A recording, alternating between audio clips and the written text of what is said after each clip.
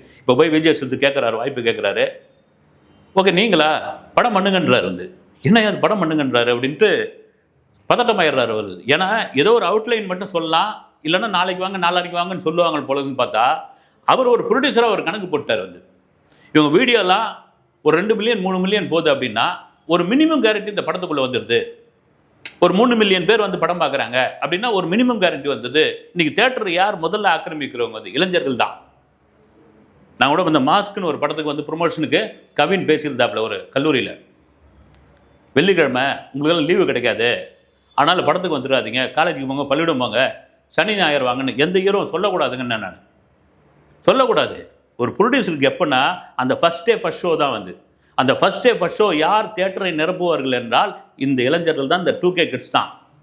அதுக்கப்புறம் தான் மீடியா எழுதும், அதுக்கப்புறம் தான் யூடியூப் சேனலில் பேசுவாங்க, அதுக்கப்புறம் தான் விமர்சனம் சொல்லுவாங்க, அதுக்கப்புறம் தான் ஃபேமிலி ஆடியன்ஸ் வருவாங்க. முதல்ல இவங்க தான் உள்ளே வரவங்க.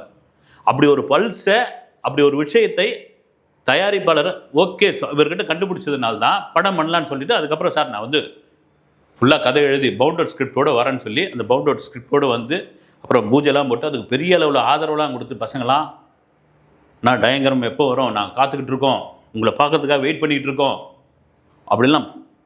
அப்படி வந்து என்ன சொல்கிறது, ஒரு பெரிய ஒரு ரசிகர் பட்டாளத்திலே விஜய் சித்து வச்சுருக்கார் வந்து. இதுக்கு அடிப்படையான காரணம் என்னென்னா உழைப்பு தாங்க வந்து. வெற்றியெல்லாம் சீக்கிரமாக வந்துடுதே கிடையாது. இந்த மொட்டை மாடி பார்ட்டி நடத்தினப்போ கூட நிறைய விமர்சனங்கள்லாம் வந்தது வந்து இந்த லுங்கி கட்டிக்கின்னு. ஏன்னா காண்டு தான் அது. ஒன்றும் பெரிய ஆபாசமோ இரட்டை வார்த்தை வசனங்களோ அல்லது வந்து கேவலமான காட்சிகளோ அதில் ஒன்றும் கிடையாது வந்து. மொட்டை மாடி மாதிரி ஒரு செட்டில் உட்காந்துக்கிட்டு ஜாலியாக அவங்க பேசுகிறாங்க, அது பட சம்பந்தமான ஒரு ப்ரொமோஷன், இப்படி ஒரு ப்ரொமோஷன் பண்ணலாங்கன்னு. இப்போ ஸ்ருதிஹாசன்லாம் வந்து பண்ண வேண்டிய அவசியம்லாம் கிடையாது. கமலஹாசனுடைய மகள்ன்ற ஒரு பெரிய லேபிள் இருக்கும்பொழுது அவங்க வந்து உட்காந்துக்கிட்டு லோகேஷ் கனகராஜ் வந்து பேசிக்கிட்டு பயங்கர ஃபன் பண்ணிக்கிட்டு ஜாலியாக அந்த அந்த இதுவே பார்த்திங்கன்னா அவ்வளோ பெரிய வரவேற்பாக இருக்குது. ஒரு படம், அந்த படத்தை எடுத்துட்டாங்க, அது முதல் படம், கதாநாயகனாக அவரே நடிக்கிறாரு, அவரே டைரக்ட் பண்ணுறாரு. இதுக்கிடையில் அந்த வீடியோ பார்த்திங்கன்னா விஜய் சித்து விலாக்ஸ் வீடியோ திடீர்னு பார்த்திங்கன்னா மாலத்தீவில் இருக்காங்க, அடுத்து சைனாவில் போய் ஏதோ வாங்கிட்டு இருக்காங்க, தாய்லாந்துக்கு போகிறாங்க.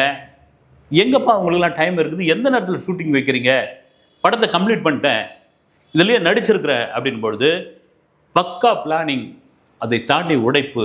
சாதாரண இடத்துல இருந்து வந்து அதன் பிறகு அந்த வெற்றி அடையும் போது தானே அதனுடைய பிடிமானம் தெரியும்.